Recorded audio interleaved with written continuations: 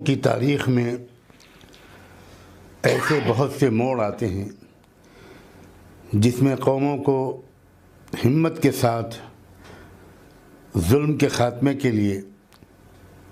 اور سارے ہی انسانوں کو اور دیش واسیوں کو انصاف دلانے کے لیے میدان میں اترنا پڑتا ہے اور ہمت کرنی پڑتی ہے۔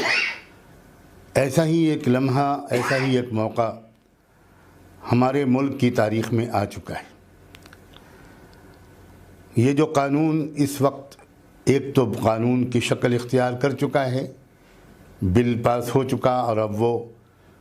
سٹیزنشپ امینڈمنٹ ایکٹ بن گیا، اور دو دوسرے اور قانون ہیں NPR اور NRC۔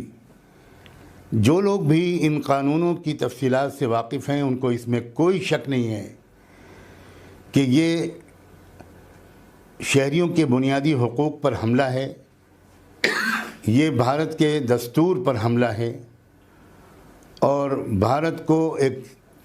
سیکولر ڈیموکریٹک کنٹری کے بجائے ایک فاشسٹ ملک بنانے کی طرف ایک بہت بڑا خطرناک قدم ہے۔ اس سلسلے میں ابھی آپ نے سنا کہ بہوجن کرانتی مورچے نے 29 جنوری سن 2020 اس کو بھارت بند کا اعلان کیا ہے۔ جمہوری طریقوں پر عوام کا اپنی رائے کا اظہار کرنے کا یہی ایک طریقہ ہوتا ہے جو پرامن طریقے پر کانسٹیٹیوشنل نارمز کو فالو کرتے ہوئے ہر طرح کی ہنسا سے بالکل بچتے ہوئے اپنی بات کو سرکار تک پہنچانے کی کوشش کی جائے۔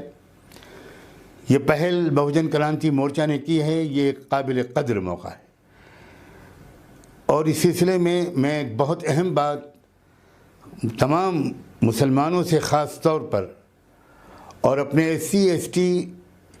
اور OBC اور مائنورٹیز کے دوسرے تمام بھائیوں بہنوں سے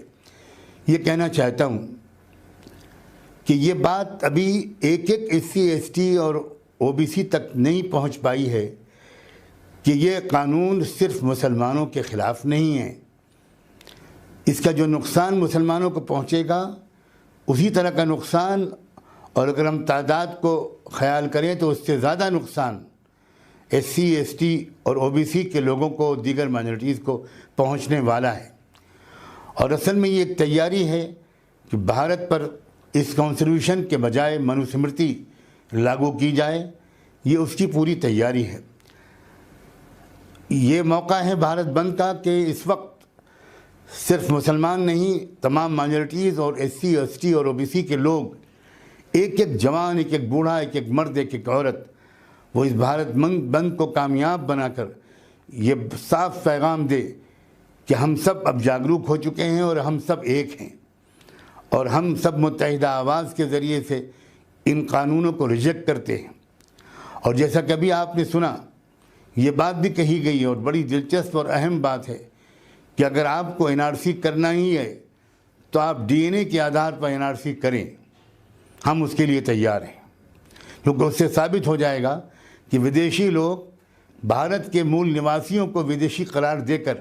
اب باہر نکالنے کی تیاری کر رہے ہیں۔ میں امید کرتا ہوں کہ یہ بھارت بند ملک کی تاریخ میں یہ ایک سنگ میل ثابت ہوگا، ایک مائل سٹون ثابت ہوگا، کیونکہ اس سے دیش کی جو اصلی میجورٹی ہے وہ سامنے آئے گی کہ دیش کی اصلی میجورٹی کیا ہے۔ اصلی میجورٹی مظلوم سماج کی ہے، جس کی تعداد 75-80% یا اس سے بھی زیادہ کی ہے۔ ان کو اکٹھا کرنے کا یہ بہترین موقع ہے، اور ہو سکتا ہے کہ یہاں سے ہمارا ملک کا سفر ایک بہتر رخ کی طرف ایک نئی رفتار کے ساتھ شروع ہو۔